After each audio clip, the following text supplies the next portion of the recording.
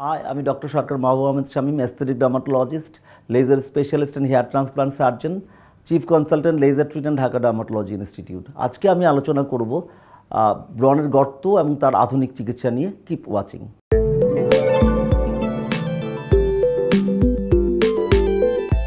আমরা ব্রণের কমপ্লিকেশনস নিয়ে আগের ভিডিওতে একটু আলোচনা করেছিলাম, এখন একটু করে বলতে চাই।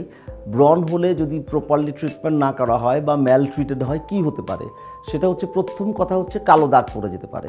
ব্রণ হলো আমরা বেশি খোঁচাখুচি করলাম, তাহলে কিন্তু ব্রণে কালো দাগ পড়ে যেতে পারে। কালো দাগ পড়ে গেলে সেটা অবশ্য লম্বা সময় থাকে না। আরেকটা জিনিস হতে পারে, সেটা হচ্ছে খারাপ জিনিস, সেটা হচ্ছে গর্ত হয়ে যেতে পারে।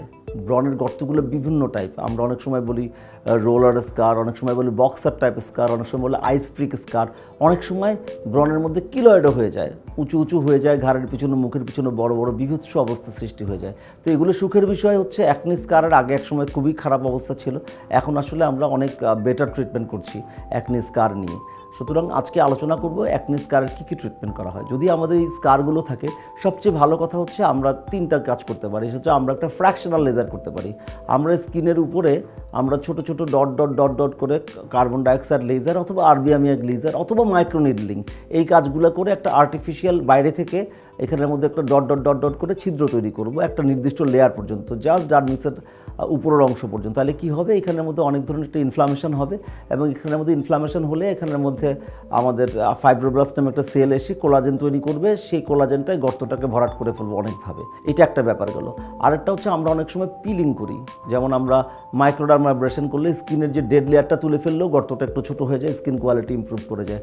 অনেক সময় আমরা পিলিং করি, লাইক স্যালিসাইলিক অ্যাসিড পিল বা গ্লাইকোলিক অ্যাসিড পিল অথবা অ্যাজিলিক অ্যাসিড পিল বা কোজিক অ্যাসিড পিল, এই সমস্ত পিলগুলো করি, বা পাইরোবিক পিল। এই পিলগুলো করলে কি হয়, বা ল্যাকটিক অ্যাসিড পিল, এই পিলগুলো করলেও স্কিনের কোয়ালিটিটা একটু ইমপ্রুভ করে যায়। স্কিনের ডেড সেল একটা ভরে গেলে গর্তটা একটু ভরে যায়। তাহলে এগুলো বাইরের থেকে জিনিসগুলো গেল।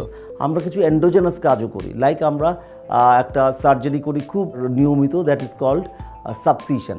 সাবসিশনটা কি? সাবসিশনটা হচ্ছে আমরা একটা নিডল ঢুকিয়ে দিব চামড়ার নিচে নিচে, যে গর্তগুলো হয় নিচে অনেকগুলো ফাইব্রাস টিস্যু এসে এই গর্তগুলোকে টেনে ধরে, যে কারণে গর্তগুলো আসলে বড় দেখা যায়।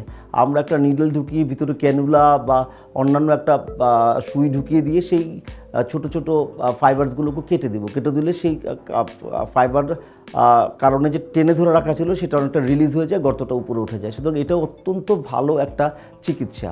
আরেকটা হচ্ছে স্কার পিল বলে একটা কথা বলি, আমরা বলি ট্রাইক্লোরোএসিটিক অ্যাসিড। প্রতিটা গর্তের ভিতরে আমরা একটু করে বাইরে থেকে ট্রাইক্লোরোএসিটিক অ্যাসিড বা টিসিএটাকে দিয়ে দিই। এটা ফ্রস্ট হওয়ার সাথে সাথে আমরা সেটাকে নিউট্রালাইজ করে ফেললেও বাইরে থেকে একটা আলাদা ইনফ্লামেশন হয়ে এটা খুবই ভালো রেজাল্ট করে। সুতরাং এই জিনিসগুলো যদি আমরা বারবার করি তাহলে আসলে অ্যাকনি স্কারটা অনেকটুকু ভালো হয়ে যায়। সুতরাং অ্যাকনি স্কার নিয়ে আর মন খারাপের কিছু নেই, আমরা ইনশাল্লাহ অ্যাকনি স্কারকে ভালো করে তুলতে সক্ষম। ধন্যবাদ সবাইকে। Please don't forget to subscribe and like laser treat by Dr. Shamim, and follow me in Instagram, Twitter and Facebook. And if you have any query, please visit www.lasertreat.com.bd.